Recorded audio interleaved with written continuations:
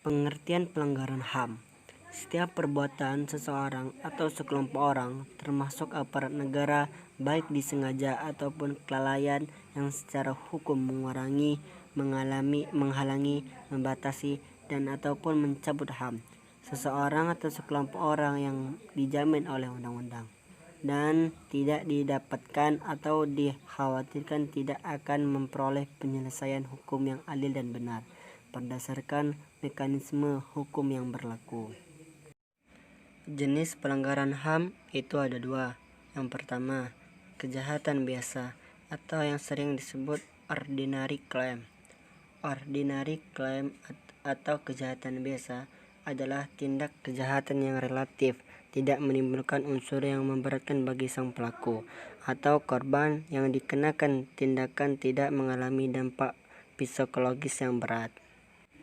Contohnya adalah pemukulan, penganiayaan, pencemaran nama baik, dan menghalangi orang untuk mengekspresikan pendapatnya. Yang kedua adalah kejahatan luar biasa atau yang sering disebut extraordinary crime. Atau kejahatan luar biasa adalah tindakan yang dilakukan oleh seseorang atau sekelompok orang atau lembaga untuk menghilangkan hak asasi yang dimiliki oleh manusia lainnya, sebagaimana yang telah ditetapkan dan disetujui dalam deklarasi HAM dan PBB, serta dikategorikan sebagai pelanggaran berat dan serius terhadap hak asasi manusia, dan penindakannya berada dalam yurisdiksi Statuta Roma dan Pengadilan Kriminal Internasional. Contohnya adalah pembunuhan massal. Kedua, pembunuhan sewenang-wenang atau di luar putusan pengadilan.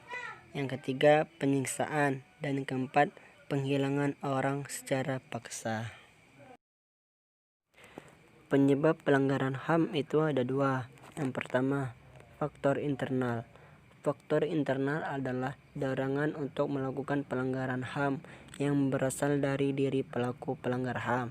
Di antaranya sikap egois atau terlalu mementingkan diri sendiri, sikap tidak toleransi, dan kurangnya rasa tanggung jawab. Yang kedua adalah eksternal. Faktor eksternal yaitu faktor-faktor di luar diri manusia yang mendorong seseorang atau sekelompok orang melakukan pelanggaran HAM. Di antaranya sebagai berikut. Yang pertama, penyalahgunaan kekuasaan, ketidaktegasan aparat penegak hukum. Yang ketiga, penyalahgunaan teknologi. Dan yang keempat, kesenjangan sosial dan ekonomi yang tinggi.